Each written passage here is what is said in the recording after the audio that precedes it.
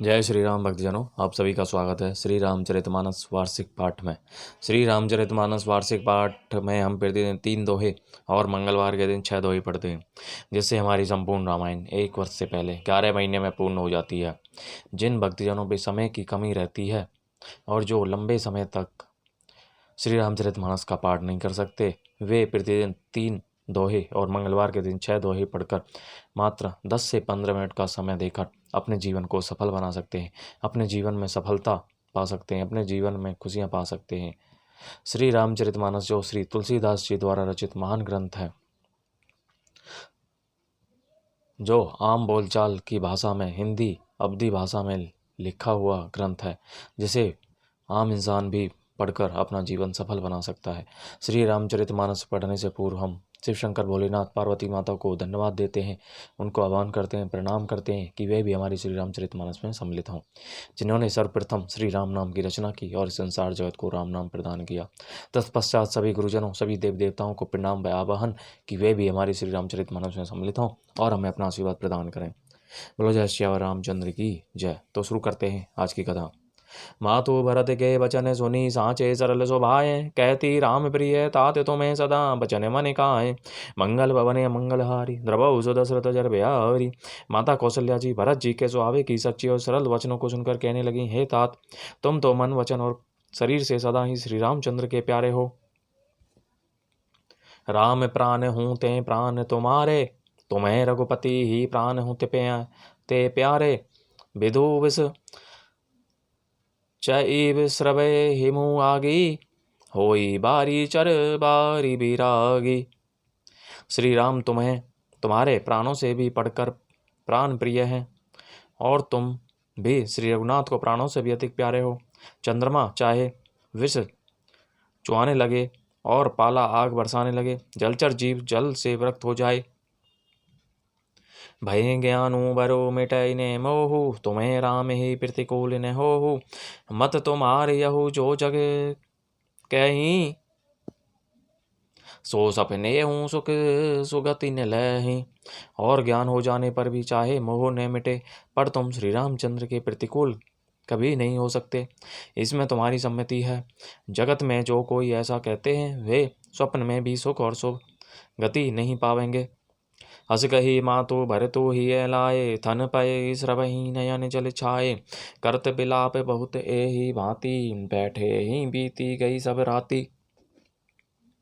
ऐसा कहकर माता कौशल्या ने भरत जी को हृदय से लगा लिया। उनके स्तनों से दूध बहने लगा और नेत्रों में प्रेमाश्रुओं का जल भाग गया। इस प्रकार बहुत विलाप करते हुए सारी रात बैठे ही बैठे बीत गई। वामदेव वशिष्ठ तब आए, सचिव महाजन सकल बुलाए। मुनि बहु भांति भरत उपदेशे, कही परमारथ वचन सुदेशे। तब वामदेव जी और वशिष्ठ जी आए। उन्होंने सब मंत्रियों तथा महाजनों को बुलवाया। फिर मुनि वशिष्ठ जी ने परमार्थ के सुंदर समय अनुकूल वचन कहकर बहुत प्रकार से भरत जी को उपदेश दिया।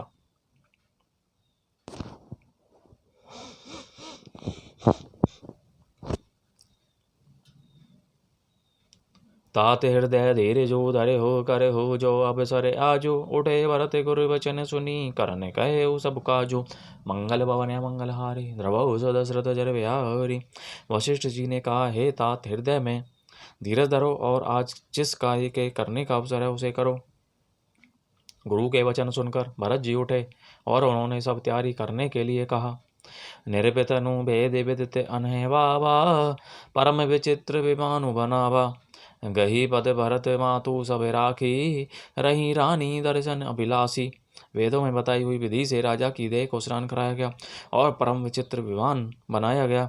भरत जी ने सब माताओं को चरण पकड़ कर रखा, अर्थात प्रार्थना करके उनको सती होने से रोक लिया।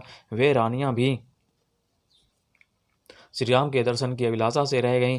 चंदन अगर भार बहु आए, अमित अनेक सुगंध सुहाए। सरजू तीर रची चिता बनाई, जनु सुरपुर सोपान सुहाई। चंदन और अगर के तथा और भी अनेकों प्रकार के अपार कपूर गुगलू केसर आदि सुगंध द्रव्यों के बहुत से बोझ आए। सरयू जी के तट पर सुंदर चिता रचकर बनाई गई, जो ऐसी मालूम होती थी मानो स्वर्ग की सुंदर सीढ़ी हो। यही विधि दाह क्रिया सब कीनी, विधिवत न्यायी तिलांजलु दीनी, सोधी सुमृति सब वेद पुराना, कीने भरत दस गात विधाना। इस प्रकार सब दाह क्रिया की गई और सबने विधि पूर्वक स्नान करके तिलांजलि दी। फिर वेद स्मृति और पुराण सब का मत निश्चय करके उसके अनुसार भरत जी ने पिता का 10 गात्र विधान 10 दिनों के कृत्य किया।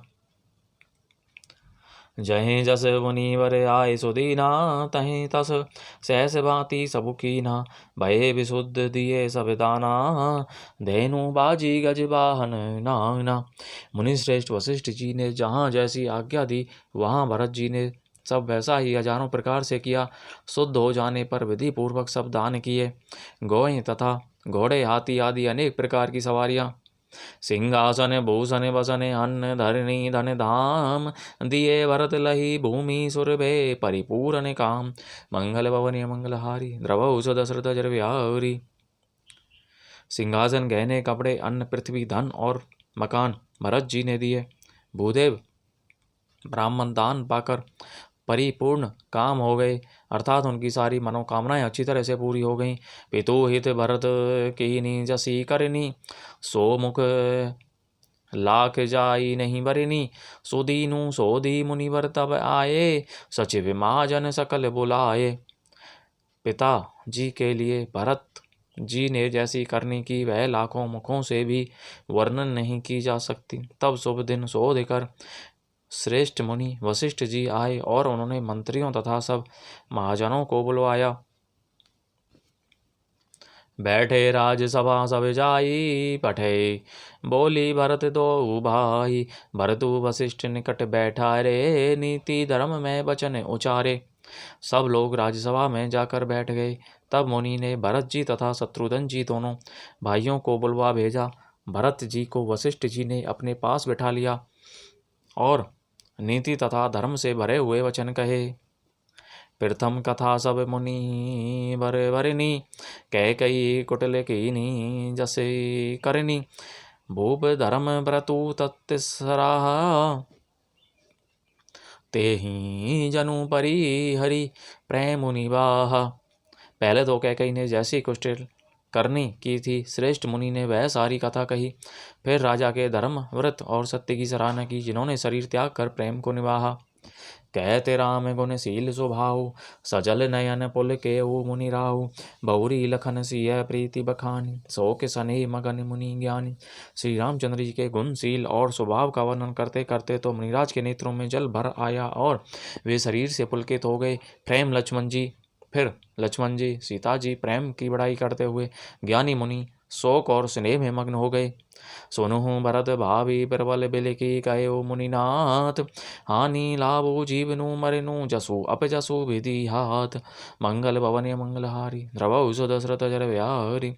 मुनिनाथ ने विलक कर दुखी होकर कहा, हे भरत सुनो, भावी होनहार बड़ी बलवान है। हानि लाभ जीवन मरण और यश अपयश ये सब विधाता के हाथ हैं। बोलो जय श्री रामचंद्र की जय। तो इस प्रकार भक्तजनों आज की कथा का विराम यहीं पर होता है। बोलो जय श्री रामचंद्र की जय। शिव शंकर भोलेनाथ जय माता की जय। सभी देव देवताओं की जय, सभी गुरुजनों की जय। बोलो जय श्री रामचंद्र की जय। सिया राम जय राम जय जय राम।